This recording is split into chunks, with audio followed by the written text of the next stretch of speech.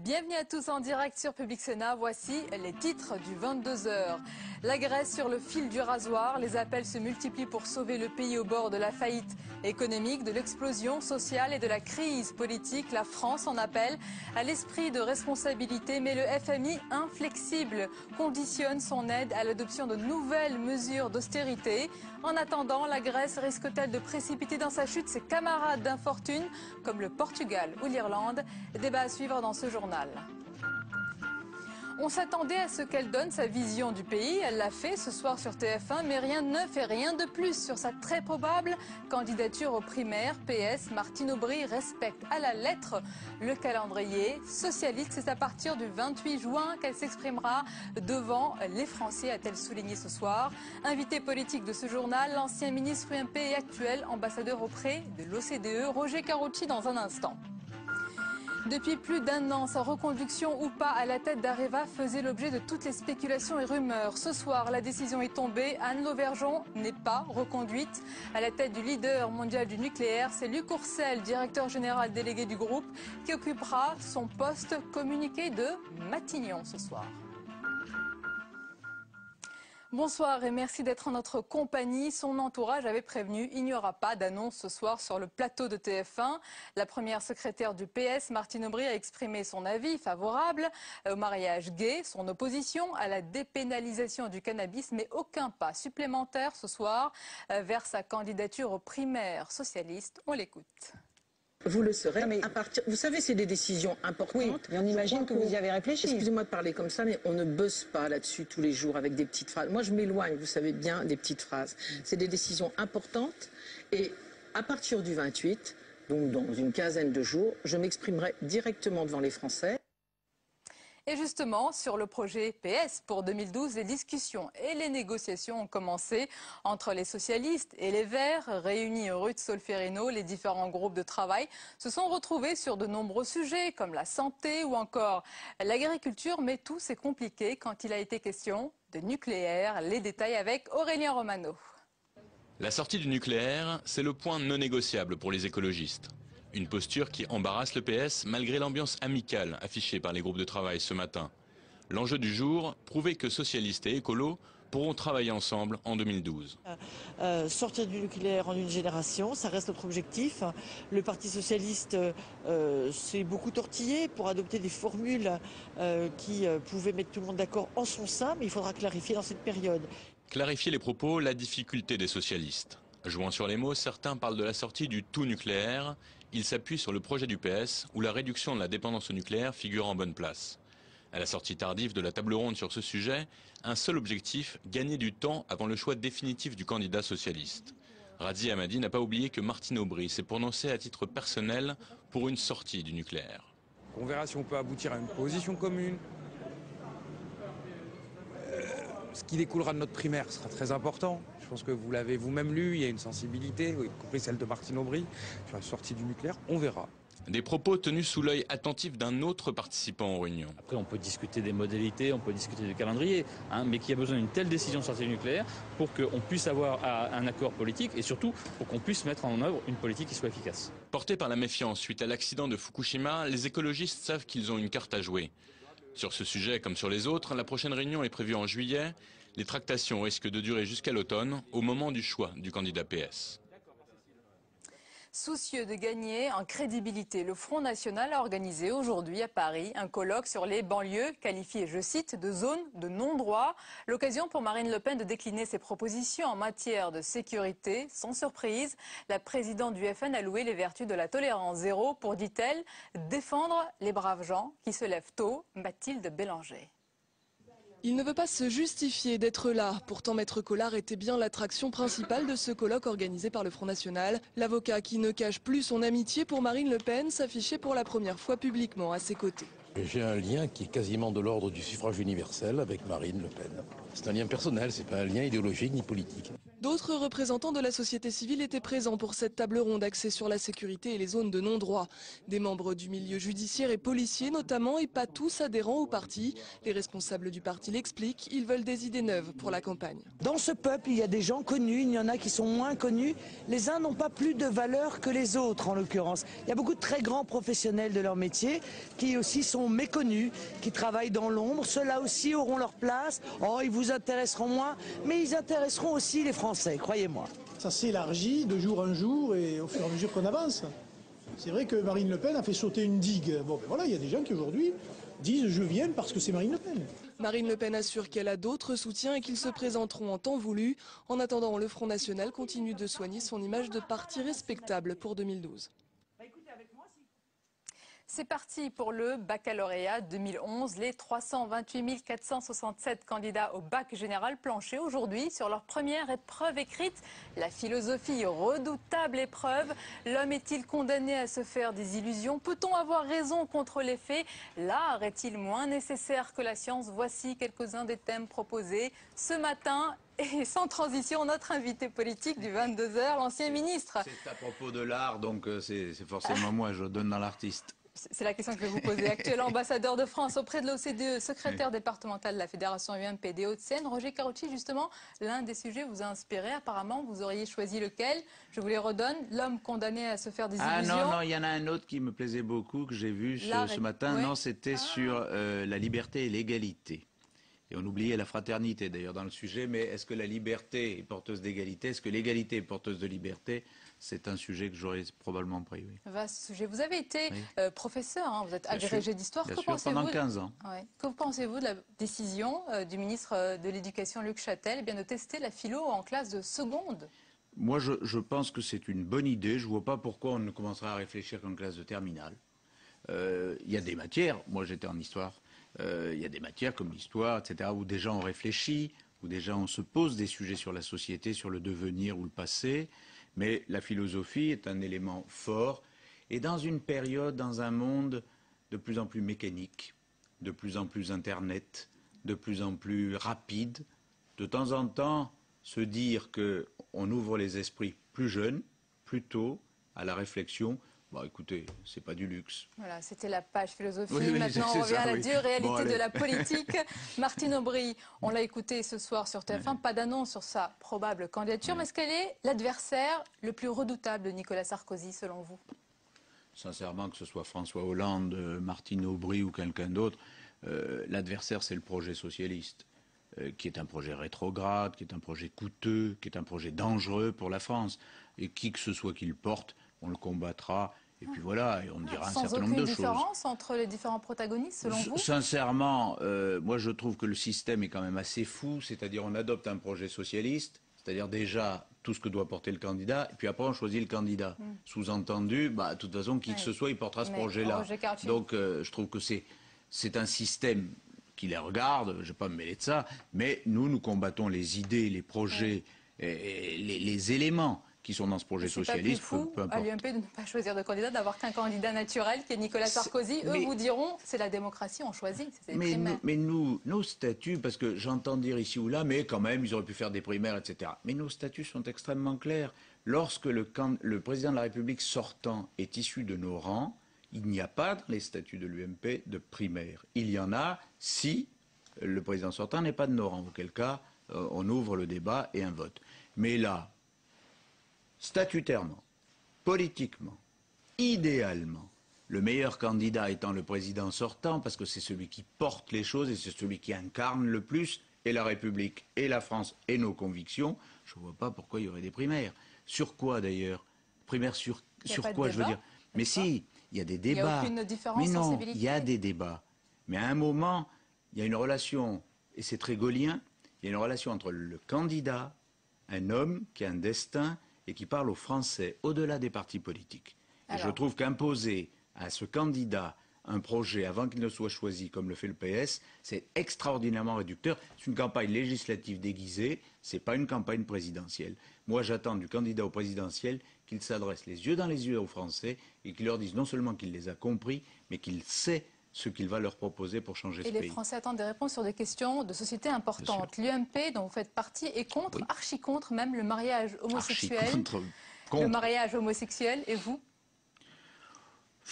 Moi, je ne veux pas répondre à ce type de questions comme ça. D'abord parce que je ne suis pas parlementaire, en tout cas pour le moment, et donc je n'ai pas à évoquer un texte de proposition socialiste. Moi, j'étais, laissez-moi répondre.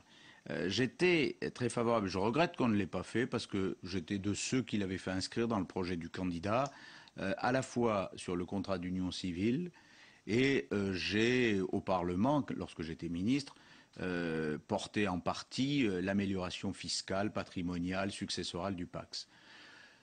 Est-ce qu'il faut immédiatement se dire, est-ce qu'on est pour, est-ce qu'on est contre? Est-ce que c'est si simple? Moi, je suis disposé dans mon propre parti à ouvrir le débat et à regarder les arguments pour, les arguments contre. J'ai entendu beaucoup de choses excessives des deux côtés. Mais l'UMP, il dit non, il n'est pas disposé à ouvrir le débat. Mais l'UMP n'a pas dit... Non, l'UMP dit... Les parlementaires se sont exprimés contre la proposition socialiste, ce qui est vrai. Sauf 3-4 parlementaires. J'ai entendu un ministre dire qu'elle était pour.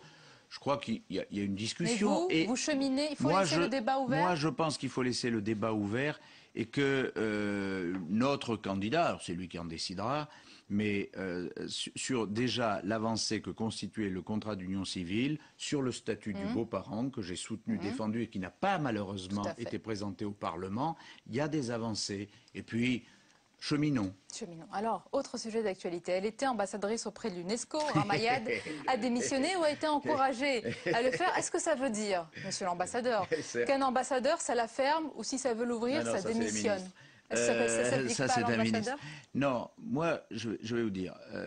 J'ai dit au président de la République, comme j'ai dit au ministre des Affaires étrangères Alain Juppé, au mois de mai, je souhaite retourner au sénatorial. Et à partir de là, je leur ai dit, une fois l'investiture accordée, ce qui a été le cas la semaine dernière, je remets à disposition du pouvoir exécutif ma fonction. C'est au pouvoir exécutif de me dire à quel moment c'est le plus favorable et qui serait mon successeur, etc. Donc, je partirai de mes fonctions au mois de juillet. Mais moi, je n'en ai pas fait une histoire politique. Et je n'en ai pas fait une affaire du tout. Je suis depuis 2 ans ambassadeur auprès de l'OCDE et j'ai fait le job. Je n'ai jamais rompu le devoir de réserve sur la politique étrangère de la France. Quand on est ambassadeur, on est le représentant du Quai d'Orsay, on est le représentant de l'État. Certains vont vous dire qu'il faut dire que du bien, comme un perroquet pour rester à sa place. Non, c'est pas vrai, parce que si Ramayad avait dit, par exemple, qu'elle allait être la porte-parole du candidat Sarkozy, j'aurais dit de la même manière, elle ne peut pas rester ambassadeur. Voilà. C'est pas le problème de pour qui. Donc c'est pas des pressions sur M. Jean-Luc Borloo, parce que lui, il parle de pression. Mais non, attendez, moi je vais être candidat au sénatorial fin septembre. J'ai dit tout de suite, je quitte mes fonctions. C'est clair. Voilà, qu'est-ce que vous voulez faire? Vous ne pouvez pas être, sur tous les plateaux médias, et merci de m'avoir invité, vous ne pouvez pas être dans le débat public national et avoir l'objectivité, la neutralité d'un ambassadeur. Parlons des sénatoriales. Puisque vous l'avez évoqué, l'Élysée mise sur Chantal Joanneau pour les sénatoriales de septembre à Paris. Beaucoup d'élus critiquent, on l'entend, ce parachutage. Est-ce qu'ils ont tort? D'abord, elle n'a pas été parachutée. Chantal Joanneau était tête de liste de l'UMP au régional à Paris en 2010. Beaucoup s'y seraient vus aussi. Attendez, moi je conduis la liste dans les Hauts-de-Seine. Alors, pour le moment, personne ne me dit qu'il se serait vu à ma place. C'est déjà bien. Mais beaucoup se battent pour avoir la 2e, la 3e, la 4e place en disant que les 2e, les 3e, les 4e ne sont pas ceux qu'on aurait dû mettre. Donc, c'est forcé. Les sénatoriales, on le sait bien, et on le sait bien, surtout ici et dans cette maison, ça déclenche des ambitions, parfois légitimes d'ailleurs. Et c'est normal. Mais elle est à sa place, c'est une meneuse, elle va bien porter cette liste? C'est une excellente ministre, c'est une excellente conseillère régionale. Elle a fait son job. Voilà, alors après il faut discuter entre Parisiens, il faut voir, il y a une liste qui a été validée par la commission d'investiture. On peut toujours critiquer, on peut toujours dire un tel aurait dû, bon, très bien. Mais l'unité est absolument nécessaire. Je le dis pour Paris, pour les Hauts-de-Seine, pour tous les départements, si on n'est pas unis, on perdra des sièges. Et si on perd des sièges, on peut perdre la présidence du Sénat. Et perdre la présidence du Sénat à quelques mois de la présidentielle serait une catastrophe. C'est donc un appel à l'unité et à la responsabilité. Voilà, la conclusion est faite. Merci beaucoup, Régis Karchi. Restez avec nous. Bon, je pars pas. Avec cette information, depuis plus d'1 an, sa reconduction ou pas à la tête d'Areva faisait l'objet de toutes les spéculations et rumeurs. Ce soir, la décision est tombée. L'État a donc décidé de ne pas reconduire Anne Lauvergeon, dont le mandat s'achève à la fin de ce mois. C'est Luc Courcel, directeur général et délégué du groupe, qui occupera son poste, communiqué ce soir de Matignon.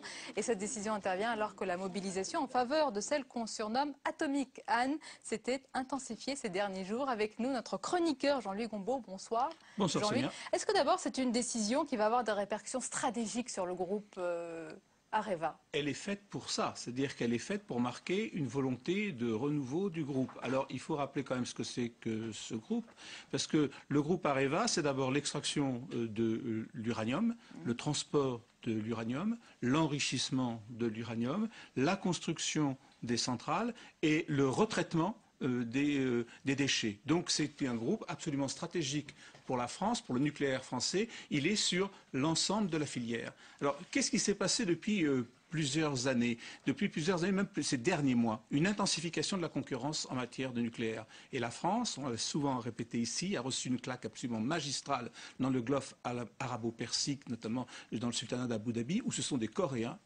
contre toute attente, qui ont battu l'offre française. Donc il a germé dans l'idée qu'il fallait absolument regrouper les forces. On n'était plus comme dans l'ancien temps où il y avait une espèce de rente nucléaire française qui pouvait fonctionner. Il y avait de nouveaux concurrents qui arrivaient, ce qui suppose deux choses. D'abord, la nécessité d'augmenter le capital d'Areva pour y donner plus de force, et la volonté de regrouper les forces françaises qui touchent au nucléaire, notamment sur un rapprochement Areva EDF, qui lui gère les centrales. Et dans ce processus de transformation, Madame Lauvergeon n'est pas apparue comme la meilleure candidate après 2 mandats, 10 années à la tête d'Areva, d'autant plus qu'elle a eu beaucoup de succès. Un certain nombre de déboires aussi, je pense notamment à l'EPR, puisque Areva a dû provisionner 2,5 milliards d'euros compte tenu des retards que prenait l'EPR finlandais. Est-ce qu'on peut dire que c'est aussi, c'est sûrement une décision politique? Nicolas Sarkozy, l'État a tranché. Oui, l'État a tranché. Alors, depuis quelques mois maintenant, on pensait que Mme Areva, au début, était donnée perdante. Oui. Puis après, elle a été donnée littéralement gagnante. Elle a développé un lobbying absolument extraordinaire. L'épisode de Fukushima qui Alors, l'épisode a plutôt joué d'ailleurs dans son sens parce qu'elle avait beaucoup axé sa stratégie sur le problème de la sécurité du nucléaire. Et dans la dernière période, elle a accéléré le processus et notamment aujourd'hui même, ce qui explique la décision qui a été prise ce soir. L'ensemble du comité exécutif lui a apporté son soutien. Le comité de groupe européen, c'est-à-dire tous les syndicats, ont apporté leur soutien. Des députés sont venus encore aujourd'hui pétitionner pour Madame Lauvergeon, qui a fait jouer l'ensemble de son réseau. Pourquoi ça? En tout cas pour le comité exécutif et pour le comité de groupe, parce qu'ils voient dans le rapprochement avec EDF une tutelle de EDF sur l'Areva, donc la perte de leur indépendance. Et ça a joué contre Madame Lauvergeon, parce qu'elle est apparue comme quelqu'un qui ne voulait pas de ce rapprochement et de ce regroupement des forces. Et par ailleurs, comment l'État français, qui possède quand même 93% du capital d'Areva, pouvait-il laisser faire en disant en fait c'est Areva qui nomme son propre successeur, donc il y avait le besoin de vider l'abcès assez rapidement et c'est ce qui a été fait ce soir vers 20h. Tout à fait. Merci beaucoup Jean-Louis Gombaud pour ces précisions et merci à vous Roger Carotti d'avoir été notre invité ce soir. La suite du 22h avec bien sûr l'actualité grecque. Les appels se multiplient ce soir pour sauver le pays au bord de la faillite économique, de l'explosion sociale et de la crise politique. Nicolas Sarkozy en appelle à l'esprit de responsabilité, mais le FMI conditionne son aide à l'adoption de nouvelles mesures d'austérité. En attendant, la Grèce risque-t-elle de précipiter dans sa chute? Ses camarades d'infortune, comme le Portugal ou l'Irlande, débat dans un instant, mais d'abord, le rappel des faits, c'est avec Margot Aubrio. La Grèce au bord du précipice. Et devant le chaos, l'Europe reste impuissante. Impossible pour les 27 de s'entendre, leur division bloque le versement d'un nouveau plan d'aide d'une centaine de milliards d'euros. Cette aide éviterait la faillite de la Grèce, elle éviterait surtout une contagion à toute la zone euro. Car pendant que les Européens tergiversent, la monnaie unique est menacée. Le temps presse, alors ce matin le président de la République est monté au créneau pour plaider la thèse du compromis. Ce dont nous avons le plus besoin aujourd'hui, c'est d'unité. J'en appelle à chacun pour faire preuve d'esprit de responsabilité et du sens des compromis. C'est notre devoir de tout faire pour préserver la stabilité de la zone euro, car sans stabilité, il n'y aura pas de croissance possible. Pour éviter le scénario du pire, une course contre la montre est engagée. Premier acte, demain, Nicolas Sarkozy rencontrera Angela Merkel. L'objectif, accorder les positions allemandes et françaises. L'Allemagne exige une participation des banques grecques au plan d'aide. La France, elle, insiste pour que cette participation soit volontaire. Chaque État membre est tenté de voir midi à sa porte. Nous avons pris des risques excessifs. Nous avons manqué de rigueur, manqué de vigilance. Nous avons accepté qu'un État membre trahisse le pacte de confiance en présentant des comptes qui étaient faux. Second acte dimanche, après l'échec de mardi, les ministres des Finances se retrouveront au Luxembourg pour tenter une nouvelle fois d'aboutir au compromis espéré par Nicolas Sarkozy. Et nos invités sur ce sujet, François Dorcival, bonsoir. Bonsoir, directeur de la rédaction de Valeurs Actuelles. Et avec nous, le député européen MoDem, Robert Rochefort. Bonsoir. Bonsoir. Bienvenue à vous. François Dorcival, d'abord, on dit que sauver la Grèce, c'est sauver l'euro. Qu'est-ce qui est en jeu ce soir et demain ? Ce qui est en jeu, c'est en effet la stabilité des finances publiques européennes. La Grèce est un petit pays dans l'ensemble du PIB européen, comme en 2008, Lehman Brothers était une petite banque, dans une certaine mesure, dans l'ensemble des établissements financiers internationaux. Lehman Brothers, c'est ce qui a entraîné tout ce qui s'est passé, la crise financière, mais naturellement, économique. c'est comparable. Mais naturellement, c'est comparable. Pourquoi? Là, nous étions dans les finances privées avec Lehman Brothers et nous savons les conséquences qui se sont produites ensuite. Là, nous sommes avec la Grèce. N'oublions pas que l'année dernière, nous avons déjà fait un premier plan de sauvetage de 112 milliards d'euros et que la Grèce aujourd'hui se révèle incapable de payer, de rembourser cette dette aux échéances qui sont prévues. Et si on ne l'aide pas à nouveau, eh bien effectivement, toutes les banques qui ont prêté ou sont en train de prêter à la Grèce seront en Comme état les banques très françaises, difficile. BNP, Crédit Agricole, Société Générale notamment. Mais aussi d'autres pays, le Portugal, l'Espagne, l'Irlande. Robert Rochefort, la maison grecque brûle, j'allais dire, et pendant ce temps, les 27 ne regardent pas ailleurs, mais presque, ils n'arrivent pas à se mettre d'accord, en tous les cas, pour la suite de ce plan d'aide financière. Qu'est-ce qu'ils attendent? Vous avez raison. Je ne suis pas fier de l'image que l'Europe donne d'elle-même dans cette crise.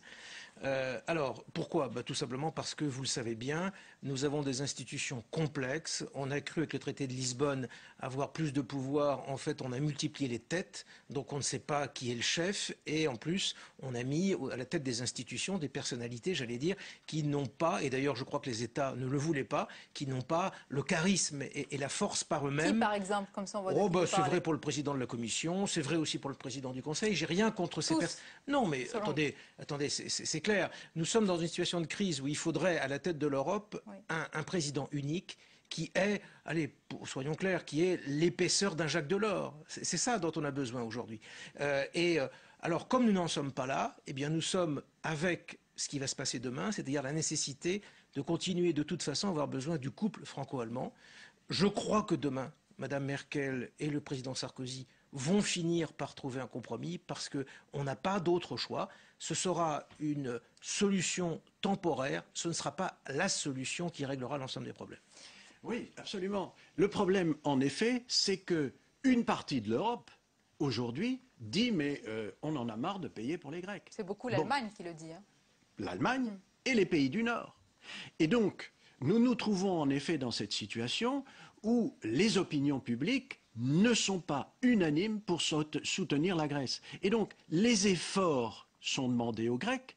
La question, c'est de savoir si eux veulent les accomplir, ces efforts. Or, ce que nous voyons dans l'opinion... C'est surtout à quel prix ils vont les accomplir. Mais à quel prix? Écoutez, pourquoi les Grecs ne veulent-ils pas des privatisations qui sont du patrimoine et qui leur permettent de payer leurs échéances? Ils ne le veulent pas parce que les entreprises publiques les emploient pour des salaires et que dans le même temps, ils travaillent dans des entreprises privées. Je voudrais sur ce point dire que je ne suis pas en désaccord avec ce que dit François Dorcival. En même temps, on ne peut pas dire à un peuple vous n'aurez que pour les 10, 20 ou 30 ans qui viennent des larmes et de la sueur. Alors, comment on fait?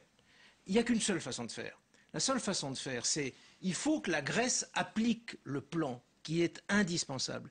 Mais il faut en même temps que nous ayons une possibilité de relance économique, et c'est vrai pour l'ensemble de l'Europe. Et pour cela, il n'y a qu'une seule façon de faire, c'est d'avoir enfin un budget européen, des investissements européens et de faire quelque chose qui est la possibilité d'emprunter au niveau européen, parce que vous savez que l'Europe est la première puissance économique et politique Vous me parlez de budget européen et ça fait quelques temps que vous me disiez les 27 n'arrivent même pas à sauver la Grèce. Mais c'est un autre sujet. Il faut que nous arrivions à quelque chose qui s'appelle les obligations européennes, c'est-à-dire il faut qu'absolument nous soyons capables. Alors je ne vous dis pas que les 27 sont d'accord, bien entendu. Aujourd'hui les 27 sont d'accord sur rien, donc c'est très compliqué. Nous avons des démarches de petits pas en petits pas en petits pas. Ils ne sont même pas vraiment d'accord pour unifier leur politique économique et budgétaire. Or, c'est absolument indispensable. Mais ce que je veux dire simplement au peuple grec, comme c'est vrai aussi d'ailleurs pour les Portugais, c'est qu'il ne peut pas y avoir que le bâton. Le bâton, c'est effectivement les plans de rigueur. Il faut que de l'autre côté, il y ait un plan d'investissement sur l'ensemble de l'Union qui soit géré au niveau central par l'Union avec des nouvelles obligations en euros pour des programmes d'investissement. Le problème, c'est que tout ça, ça repose sur quoi? Sur la confiance. Comment les banquiers privés vont-ils investir en Grèce si les Grecs ne payent pas leurs échéances? Alors je voudrais qu'on parle aussi d'un autre thème qui est lié, c'est un petit peu ce discours qui était tenu avant mais qui monte, c'est celui de Marine Le Pen et d'autres. Il y a un économiste qui en parle et c'est Nouriel Roubini, c'est pas n'importe qui, c'était celui qui avait quasiment prévu la crise. Ils disent écoutez, puisque c'est comme ça, il faut se séparer de ces maillons faibles. Marine Le Pen dit que le seul moyen de sauver la Grèce, c'est de lui laisser le moyen de retrouver sa monnaie nationale. Oui, mais est-ce que vous ne craignez pas que bien ça commence à devenir une musique agréable aux oreilles des Français, des Allemands et autres? Est-ce que vous avez remarqué que ceux qui pourraient le demander massivement, ce sont les Grecs. Or, ils ne le demandent pas. Et ce n'est pas un hasard.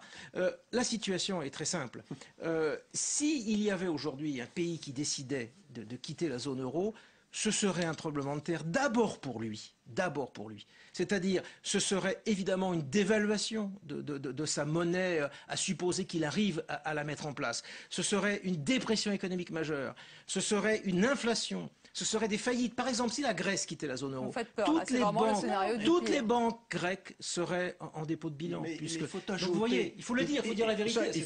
Certes, ça, je crois que les Grecs l'ont compris, à part quelques partis d'extrême gauche ou d'extrême droite. Mais nos banquiers à nous, qui détiennent nos épargnes, ceux-là aussi ont investi en Grèce. Si la Grèce sort de l'euro, que deviennent les engagements des banquiers européens en Grèce? Ils sont dévalués d'autant. Donc tout ça c'est gentil, c'est de la politique, mais l'économie, dans cette affaire, elle est plus forte. Et encore une fois, tout repose sur la confiance. S'il n'y a pas de confiance sur l'état d'esprit des Grecs, je crois qu'en effet, nous allons vivre des difficultés. Un mot pour terminer aussi, parce qu'il y a le rôle de la Chine. La Chine qui continue finalement et puis à manifester sa confiance envers la Grèce. En tout cas, elle continue à acheter de la dette souveraine européenne. C'est bon signe?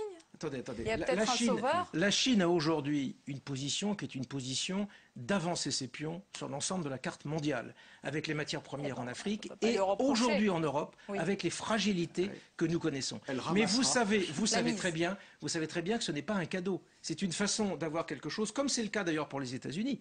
Les Chinois ont une bonne partie de la dette américaine, ce qui est une façon de forcer également les parités monétaires qui ne sont pas bonnes avec le yuan. Donc il ne faut pas être naïf. Mais par rapport à ça, simplement la seule chose qu'il faut dire, c'est que pour vivre demain face à la Chine, face à l'Inde, face aux États-Unis d'Amérique, il n'y a pas d'autre possibilité que d'avoir une Europe forte et donc un euro qui soit extrêmement puissant. Ça c'est la seule discussion qu'il puisse y avoir entre nous, en effet. C'est que s'il y a un effet positif à cette crise, c'est de faire dévaluer l'euro, parce qu'en effet, ça peut améliorer notre compétitivité. Allez, un 20, ce serait un très bon coup. Merci beaucoup, messieurs, d'avoir participé à ce débat. 22h sur la Grèce, je précise, c'est urgent. Donc le remaniement du gouvernement proposé par Papandréou est reporté à vendredi matin, donc à demain matin, ainsi que le vote de confiance du Parlement. Merci beaucoup de nous avoir suivis ce soir. J'en profite pour dire bonne chance à quelqu'un qui nous a accompagnés tout au long de ces derniers mois pour le 22h, qui est Jordan Thévenot, et qui s'envole pour de nouvelles aventures. On lui dit bonne chance. chance. Restez avec nous sur Public Sénat. Tout de suite, votre émission sur l'écologie, tous au vert. Très très belle soirée à vous.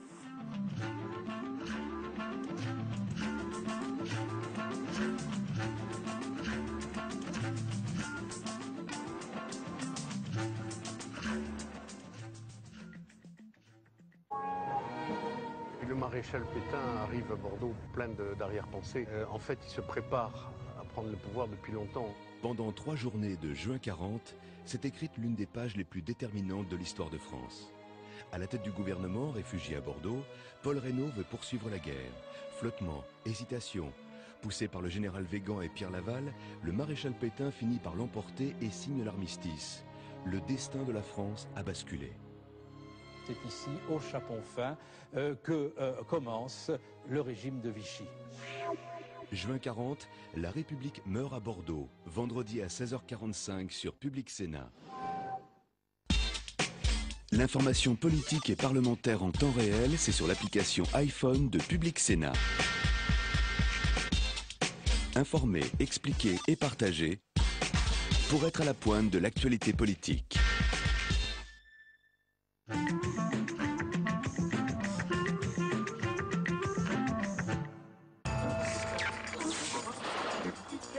Sense of common purpose.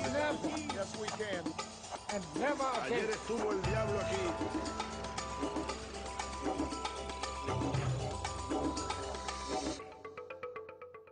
Libye, Syrie, 2 poids, 2 mesures. Dans les 2 cas, un régime autoritaire, une révolte réprimée dans le sang. Et pourtant, la communauté internationale a décidé d'intervenir contre les forces du colonel Kadhafi quand elle se contente de reproches à l'adresse de Bachar el-Assad. Pourquoi ne pas intervenir en Syrie? Quels sont les risques? C'est le débat de Parole du Monde. Au sommaire également, un témoignage au cœur de la Libye de Kadhafi. Patrick Mzadeh y a été en poste diplomatique pendant plusieurs années. Il nous livre son regard sur ce peuple en proie à la guerre civile depuis 4 mois et sur la personnalité de celui qui occupe le pouvoir depuis 40 ans. Mais d'abord, comme d'habitude, un petit tour du monde des télévisions étrangères. Écran d'ailleurs est préparé par Paul Bouffard.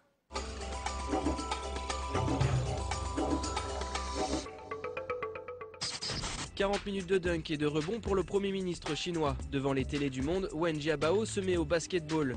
Objectif, montrer l'exemple aux jeunes Chinois et ainsi lutter contre l'obésité des enfants. Selon lui, il faut rester en pleine forme pour mieux servir le peuple et Wen Jiabao n'a rien à envier aux stars de la NBA. 伴随着一个个进球，全场响起一阵阵热烈的掌声。温家宝连续投进了6个球，额头上冒出了汗。 Un lapin mutant sème la panique au Japon. On dirait une peluche, mais en réalité, ce petit être blanc a tout d'un monstre. Né dans la zone infectée par la radioactivité de Fukushima, il est totalement dépourvu d'oreilles. The clip has given rise to fears. The radiation threat in the area is far worse than previously thought. The funny bunny has caused an online frenzy, with predictions that babies in Japan may soon be born with mutations. Alors que les États-Unis sanctionnent la compagnie nationale vénézuélienne de pétrole pour sa collaboration rapprochée avec l'Iran, Hugo Chavez en profite pour tacler Washington. En direct à la télé, El Presidente s'amuse de la rumeur comme quoi Téhéran installerait des lance-missiles sur la côte vénézuélienne. Están apuntando directo a Washington. Ahora tenemos aproximaciones en varias escalas. Fíjate, te lo voy a mostrar aquí. Fíjate el dispositivo y son varios. No crean, mire, El parque eólico de Paraguaná, yo creo que eso fue lo que vieron ellos.